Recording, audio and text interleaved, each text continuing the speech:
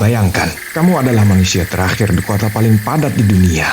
Namun tidak ada suara manusia, hanya ada kesunyian dan bayangan. Dan sesuatu yang berusaha mencari lokasi persembunyianmu setiap malam.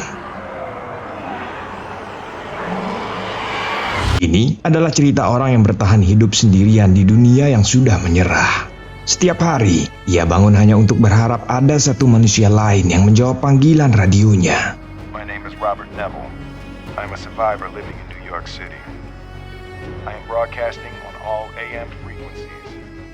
If you are out there, if anyone is out there, I can provide food, I can provide shelter, I can provide security. If there's anybody out there, anybody, please. 3 tahun sebelum dunia menjadi runtuh seperti sekarang, sebuah penemuan besar diumumkan ke publik. Seorang ilmuwan bernama Dr. Crippen berhasil merekayasa virus campak yang dimodifikasi untuk menyembuhkan penyakit kanker. Virus modifikasi itu kemudian dinamai Crippen virus atau KV1. Sebuah obat yang terbukti mujarab, lebih canggih dari jampi-jampi dukun atau obat Cina yang katanya berbahan dasar kuntul harimau. The world of medicine has seen its share of miracle cures. The measles virus, which has been engineered at a genetic level to be helpful rather than harmful. Now, how many people have you treated so far? Well, we've had 10,009 clinical trials in humans so far. And how many are cancer-free? 10,009. So you have actually cured cancer? Yes, we have. 10.009 pasien terbukti sembuh total. Namun kebanggaan itu berubah menjadi mimpi buruk. Sebab virus itu bermutasi dari penyembuh menjadi pembunuh. Menjadi wabah yang memusnahkan 90% atau sekitar 5,4 miliar manusia di bumi. Seluruh pemerintahan runtuh, kota-kota tumbang, dan yang tersisa 3 tahun kemudian hanya puing-puing peradaban. Mobil-mobil dari orang-orang yang sebelumnya berusaha keluar dari kota terlihat terlantar dan terendam air. Rumput liar merayap naik dari celah-celah aspal. Jalanan yang dulu dipenuhi klakson kini hanya berisi suara angin. Hewan-hewan liar sekarang menjadi penguasa baru. Rusa berlari di antara gedung-gedung pencakar langit. Namun, di balik gedung-gedung terbengkalai, di tempat-tempat tergelap yang tak terjangkau sinar matahari, bersemayam makhluk-makhluk yang diciptakan oleh wabah itu sendiri. Mereka disebut Darkseekers. Mereka mulanya adalah 9% dari manusia yang tidak mati, tapi menunjukkan gejala seperti terkena rabies. Mereka berevolusi menjadi sesuatu yang baru. Kulit mereka kehilangan pigmen yang membuat mereka tak tahan terhadap sinar matahari.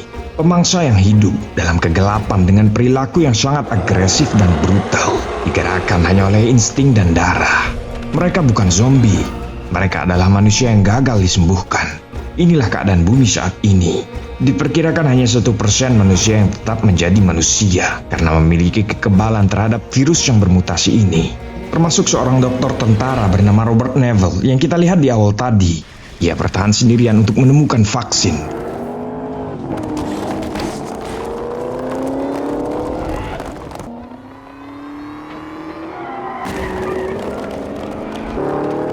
Pagi itu ia bersama anjingnya yang bernama Sam tanpa Udin terlihat berburu rusa untuk mengisi stok makanan yang mulai menipis. Namun saat hendak menembak, alarm dari jam tangannya memberi peringatan akan hari yang sebentar lagi mulai gelap. Dan tiba-tiba,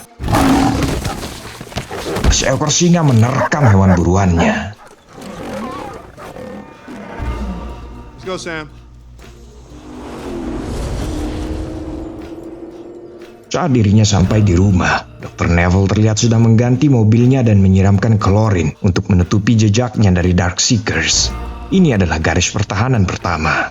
Di dalam, saking kesepiannya ia memutar ulang rekaman sebuah berita yang sudah disiarkan bertahun-tahun yang lalu. Setelah itu sang dokter memandikan Sam sambil berbicara pada hewan peliharaannya itu, mungkin untuk menjaga kewarasannya. Di sini alarm dari jamnya kembali berbunyi, menandakan matahari akan terbenam. Ia pun menutup pintu dan jendela rumahnya dengan pintu baja hingga gelap gulita.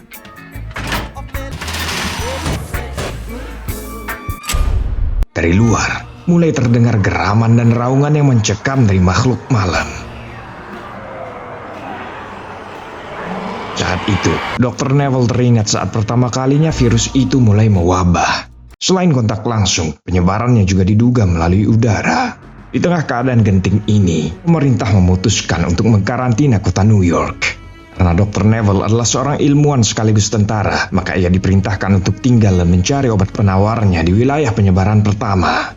Sebagai imbalan, Dr. Neville diizinkan untuk mengevakuasi istrinya Zoe dan anaknya Marley. Perjalanan mereka dilindungi dan dikawal dengan ketat oleh pihak militer. Di sini istrinya memohon agar Dr. Neville ikut bersama mereka. Namun meskipun ingin tetap bersama keluarganya, Dr. Neville menolak. Ia meminta istrinya membawa uang sebanyak mungkin dan makanan untuk bertahan hidup. Dr. Neville berjanji akan segera menyusul mereka begitu wabah sudah mulai terkendali. Bring enough food for 2 weeks. Jesus, Robert, did it jump? Is it airborne? We can reverse the spread. Oh my God. I can still fix this. Melihat orang tuanya panik, si kecil Marley berusaha mengajak mereka bercanda dengan menunjukkan bentuk kupu-kupu.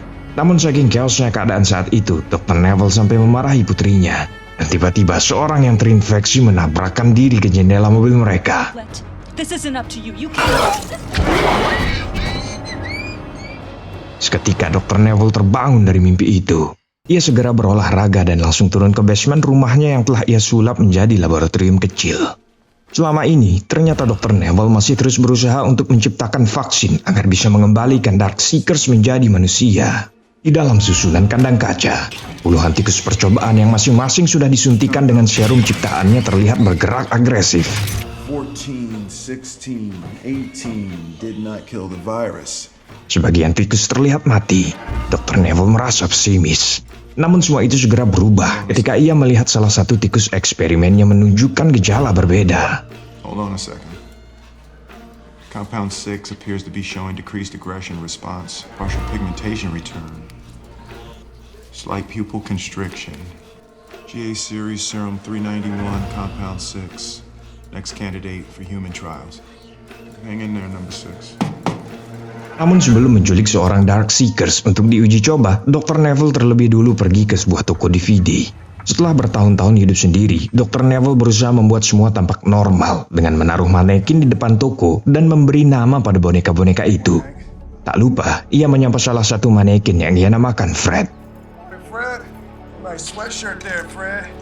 Don't fit it down anywhere. See you guys inside. Dr. Neville lalu menyisir sebuah komplek yang belum ia tandai untuk mencari makanan kaleng kadaluarsa atau apa saja yang bisa berguna. Jika beruntung, ia bisa menemukan seorang Darkseekers yang terpisah dari kawanannya. Namun dalam perburuan itu ia tak seberuntung yang diharapkan. Ia dan Sam hanya mendapatkan makanan kaleng sebagai kompensasi. Saat siang tiba, Dr. Neville pergi ke dermaga untuk melakukan aktivitas yang telah ia lakukan setiap hari selama 3 tahun kebelakang, yaitu menunggu. Menunggu setiap hari, pada jam yang sama, di tempat yang sama. Dari pelabuhan itu, ia menyiarkan pesan melalui radio, meski tak pernah ada yang menjawab. My name is Robert Neville. I'm a survivor living in New York City. I am broadcasting on all AM frequencies. If you are out there, I will be at the South Street Seaport every day at midday, when the sun is highest in the sky. If anyone is out there, I can provide food, I can provide shelter, I can provide security.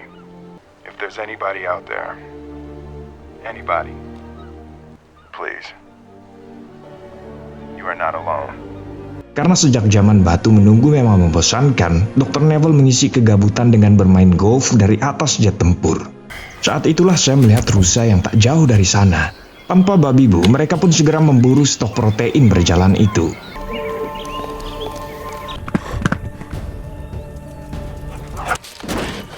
Namun Sam yang memang tak punya akal terpancing dan mengejar rusa itu ke arah sebuah gedung yang gelap.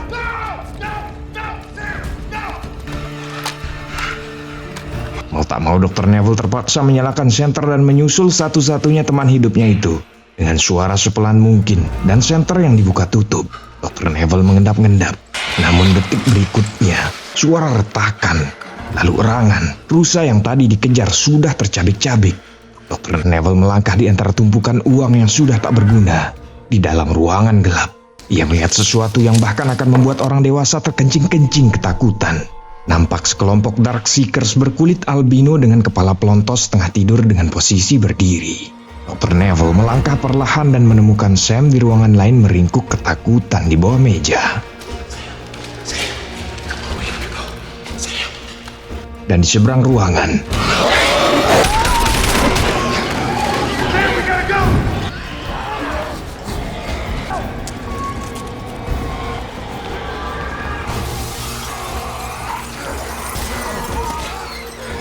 beruntung Sam dan Dr. Neville berhasil keluar dari gedung itu. Darkseekers yang ikut melompat terlihat menggila dan menghantamkan kepalanya sendiri ke jalan raya. Kejadian barusan membuat Dr. Neville sadar. Ia pun menyiapkan perangkap sistem katrol dari tali baja yang terhubung dengan mekanisme otomatis. Dr. Neville lalu mengambil darahnya sendiri sebagai bahan pancingan. I want you to stay here on this one, okay? Because you can still get infected, and I can. So look, if I'm not back by dark, just go. Ia menunggu, dan tiba-tiba saja jeratnya tersentak. Dr. Neville memukul Darkseekers dalam kain itu hingga pingsan. Namun Darkseekers Alpha dari kawanan itu terlihat sangat marah. Selama beberapa detik, makhluk itu seolah melawan instingnya, membiarkan kulitnya melepuh terkena pantulan sinar matahari.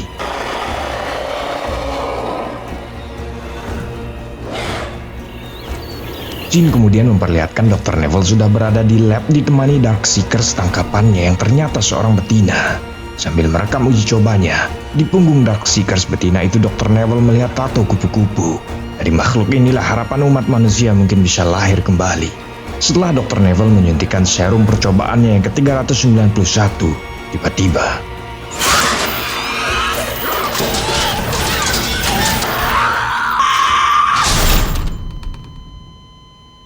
Darkseekers betina itu tewas dan Dr. Neville kembali menyuntikkan virus KV-1 untuk membuat jantung makhluk itu kembali berdetak. Dr. Neville terlihat frustasi. Meski begitu, sebagai seorang ilmuwan ia tetap mendokumentasikan laporan eksperimennya sesuai standar ilmiah. Sebagai kunci bagi siapa saja yang melanjutkan pekerjaannya di masa depan. Dr. Neville masih kebal terhadap virus KV-1, baik melalui udara maupun gigitan. Namun anjingnya Sam hanya tahan terhadap penularan melalui udara. Proses pencarian vaksin akan terus dilanjutkan, sebab kekebalan imun Dr. Neville tidak bisa begitu saja dipindahkan. Day 1001. Vaccine trials continue. I'm still unable to transfer my immunity to infected hosts. An infected male exposed himself to sunlight today. Ignore their basic survival instincts. Social de-evolution appears complete. Typical human behavior is now entirely absent. Di sini Dr. Neville kembali teringat akan istri dan anaknya saat mereka harus berjalan kaki menuju titik penjemputan helikopter sebab jalanan telah ditutup. Di sana terlihat seorang ibu yang telah terinfeksi memohon agar Dr. Neville bisa membawa anaknya. Namun akibat prosedur yang ketat, Dr. Neville hanya terdiam tak bisa berbuat apa-apa. Namun istrinya Zoe tidak lolos dan segera diseret dari sana. Menyaksikan hal itu, Dr. Neville merasa emosi dan memaksa tentara di sekitarnya untuk men-scan ulang istrinya.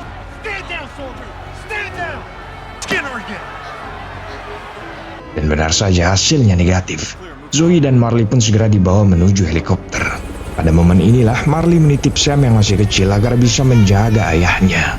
Sebelum mereka lepas landas, lagi-lagi Marley menunjukkan bentuk kupu-kupu untuk menghibur ayahnya. Di sana Dr. Neville hanya bisa menangis karena harus berpisah dengan istri dan anaknya yang masih kecil. Keesokan harinya, Dr. Neville melakukan aktivitas seperti biasa. Ia berkata pada Sam hari ini adalah hari ulang tahunnya. Meski begitu, ia tetap menyebarkan pengumuman dan tanpa putus asa menunggu di pelabuhan berharap dapat melihat manusia lain selain dirinya. Di perjalanan pulang, tiba-tiba ia menginjak rem. Di tengah jalan, berdiri sebuah manekin yang ia beri nama Fred, yang selalu ia letakkan di toko video sebagai teman bicara ketika kesepian. Tapi sekarang, Fred berdiri sendirian di luar toko, jauh dari posisinya yang seharusnya. Merasa dirinya tak pernah memindahkan manekin itu, Dr. Neville pun mulai meragukan kewarasannya sendiri. What the hell are you doing out here, Fred? If you're real, you better tell me right now! Dr. Neville mulai menembaki manekin kesayangannya. Ia kemudian menembak segala arah. Dan tiba-tiba saja sesuatu menjerat kakinya.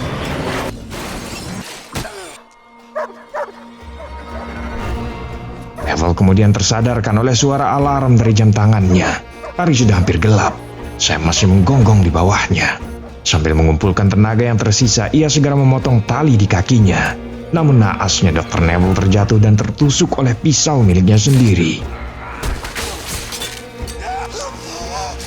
Dr. Neville pun harus ngesot ke arah mobilnya.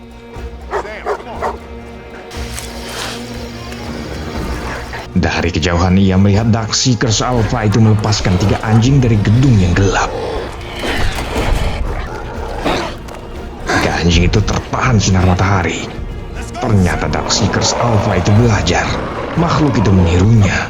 Saat matahari pudar, 3 anjing itu segera menyerang.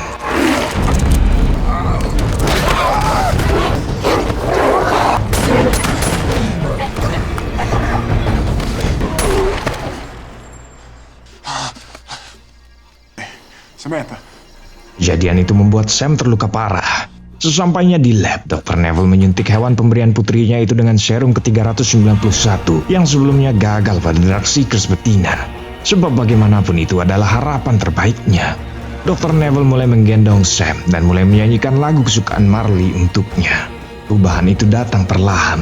Gusi Sam mulai ruam, pil matanya membesar, dan segenggam bulunya mulai rontok. Mau tak mau saat Sam menunjukkan perilaku agresif dan mencoba menerkam, Dr. Neville harus mencekik sahabat yang telah menyelamatkannya itu tanpa berani menoleh sedikit pun. Saat ini, Dr. Neville benar-benar harus hidup sendirian di tengah dunia yang sudah mati. Satu-satunya teman hidup yang tersisa bagi sang dokter akhirnya pergi.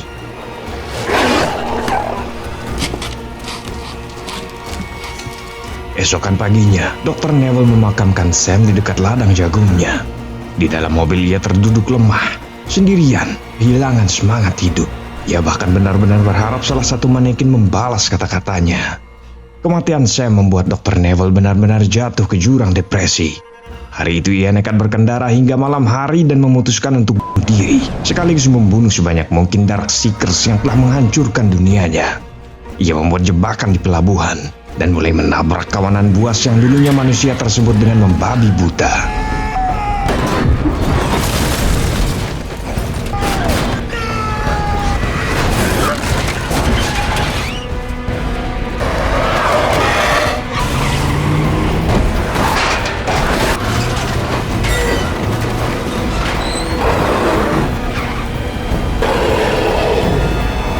Namun karena jumlah Darkseekers yang terlalu banyak, mobil Dr. Neville berhasil dibuat remuk dan terguling. Dr. Neville sadar tindakan putus asa itu akan merenggut keselamatannya. Saat itulah Darkseekers Alpha melongok dari pintu mobil untuk merekamnya. Dan tiba-tiba, sorot lampu UV terlihat menyilaukan dari luar.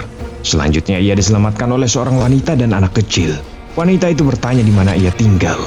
Dalam kondisi setengah sadar, Dr. Neville menyebutkan alamatnya dan meminta mereka berkendara hingga fajar agar Darkseekers tak menemukan persembunyian mereka. 11 Washington Square. Let's stay out till dawn. 3 Dr. Neville jatuh pingsan. Ia mengingat saat terakhir ia melihat anak dan istrinya. Saat itu Zoe dan putri mereka sudah aman di dalam helikopter yang mulai mengudara. Jet-jet militer mulai membombardir jembatan penyeberangan yang mengarah keluar kota New York.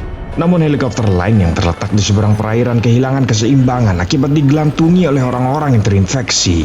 Dalam sekejap helikopter itu menabrak helikopter yang ditumpangi oleh anak dan istrinya.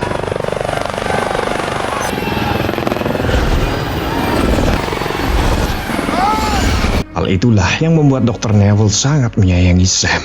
Sam adalah pemberian putrinya, hal terakhir sebagai pengingat nyata akan keluarga dan kehidupan normalnya yang telah hilang. Dr. Neville sadar dirinya sudah berada di sofa rumahnya. Lukanya telah dijahit. Ia sempat berhalusinasi mengira wanita dan bocah itu sebagai istri dan anaknya. Untuk sejenak, ia tak percaya bisa berjumpa dengan manusia lain yang masih hidup selain dirinya. Wanita itu memperkenalkan dirinya sebagai Anna, dan bocah itu bernama Ethan. Anna mengatakan bahwa mereka sama kebalnya terhadap Crippin virus seperti Dr. Neville. Ia menjelaskan bahwa mereka berasal dari Sao Paulo, Argentina. Mereka datang luntang-lantung melalui negara bagian Maryland. Dan setelah mendengar broadcast Dr. Neville dari radio, mereka pun datang ke New York. Namun saat menunggu di siang hari itu, Dr. Neville tak kunjung muncul ke dermaga. Di sini Anna kemudian bercerita pada Dr. Neville tentang segelintir orang-orang yang selamat yang bermukim di pegunungan Vermont. Sebab virus itu tak bisa bertahan pada suhu dingin. Namun Dr. Neville mendadak emosi. Ia membanting piring dan berkata semua orang telah mati. Perkataan Anna menentang keyakinannya selama ini bahwa tak mungkin ada yang selamat, apalagi yang namanya semacam koloni. Dalam dunia yang hancur, hal itu terlalu indah untuk menjadi kenyataan. Meski begitu, Dr. Neville segera tone down dan menyesali perbuatannya barusan. Everybody's dead. Everybody is dead. I need a minute, okay?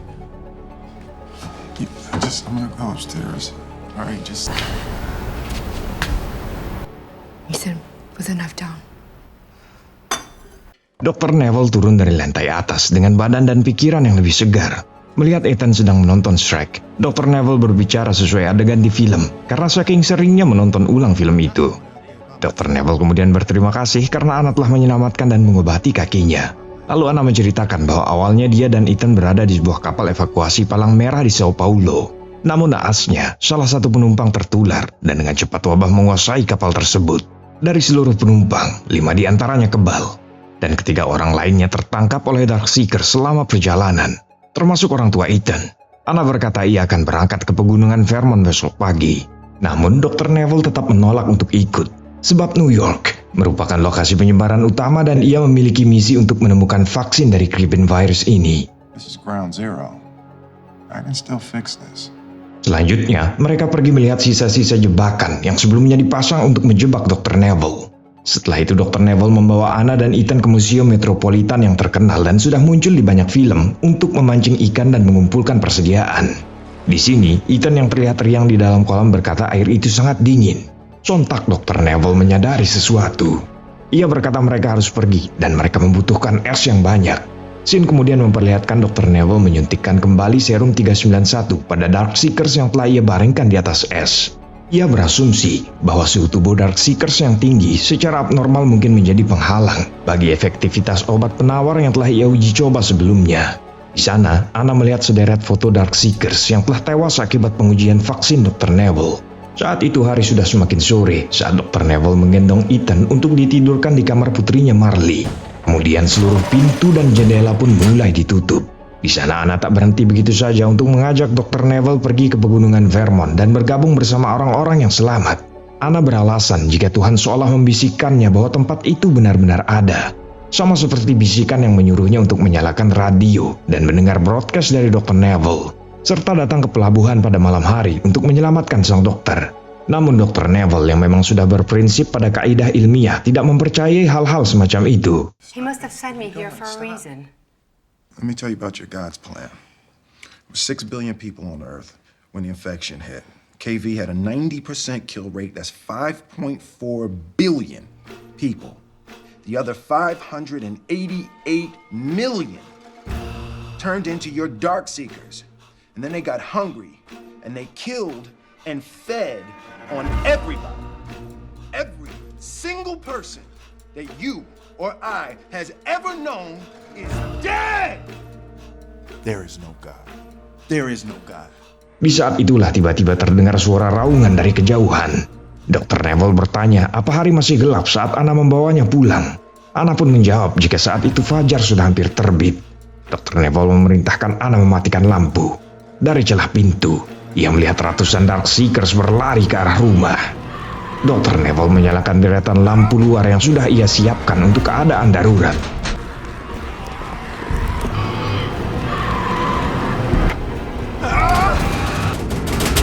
Namun gerombolan Darkseekers itu bergerak cepat dan secara teratur menghancurkan lampu-lampu UV.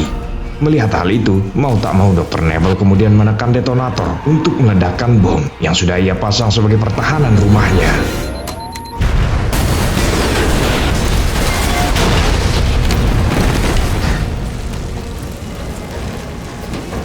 Setelah ledakan itu, Dr. Neville kemudian pergi ke lantai atas untuk mencari Anna. Namun ia hanya menemukan besi yang menutup jendela di atas telah berhasil dibobol. Dan tiba-tiba saja Darkseekers Alpha itu menerjang.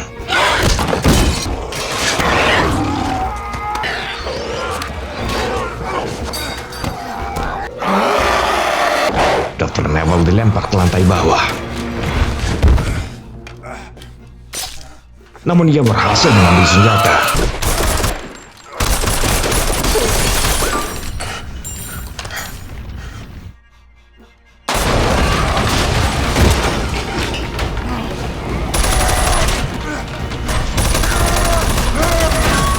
Dr. Neville menembaki Darkseekers Alpha itu hingga pelurunya habis. Sontak ia kembali mencari Anna dan Ethan yang ternyata sedang bersembunyi dari salah satu Darkseekers yang berhasil membobol atap rumah. Dan tiba-tiba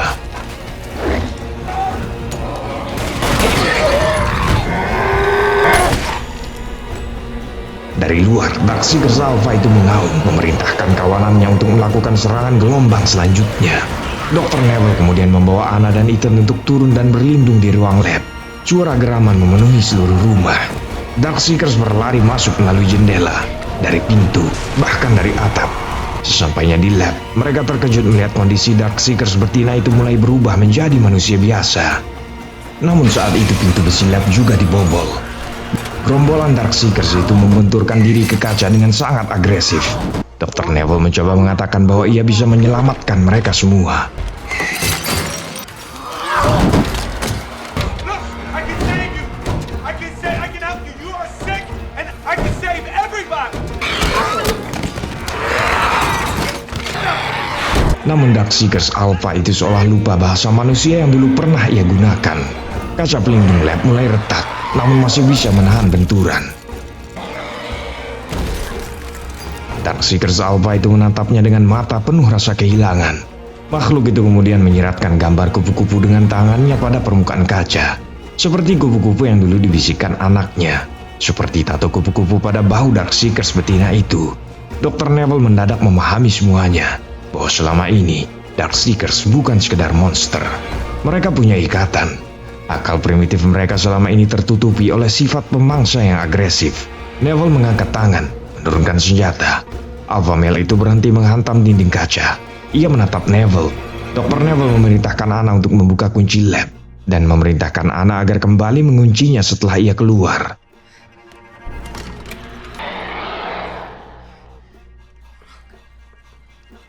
Dr. Neville perlahan mendorong keluar Darkseekers betina yang ia sembuhkan.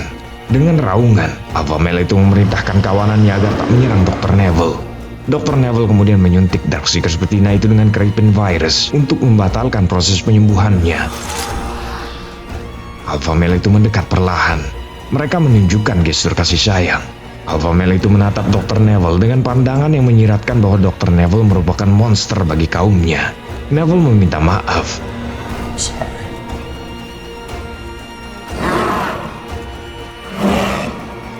Melihat kawanan buas itu berlalu dalam keheningan, menyadari kebenaran yang menghancurkan seluruh kepercayaannya. Karena dilihat dari banyaknya Darkseekers yang tewas akibat eksperimennya, Dr. Neville menyadari bahwa dirinya adalah monster bagi mereka. Seperti bagaimana mereka adalah monster bagi dirinya. Perlu kamu tahu, kisah yang baru aja kamu tonton bukanlah ending film versi bioskop. Ini adalah alternate ending resmi dari film I Am Legend. Dalam pengumumannya, pihak studio bilang versi alternate ending inilah yang akan sesuai dengan sequel film kedua I Am Legend yang mungkin akan tayang tahun depan nanti. Jika kamu menikmati alur cerita ini, dukungan kecil darimu sangat berarti bagi channel ini. Cukup tekan tombol like, viralkan atau beri hype, dan subscribe untuk mengikuti alur cerita film lainnya. Jika ada pertanyaan atau pendapat, silahkan tinggalkan di kolom komentar. Dan tetaplah bertahan, sekecil apapun harapannya. My name is Anna Montes. I'm traveling with Dr. Robert Neville and a boy named Ethan. We're heading north on Route 17 to Bethel, Vermont. There is hope. You are not alone.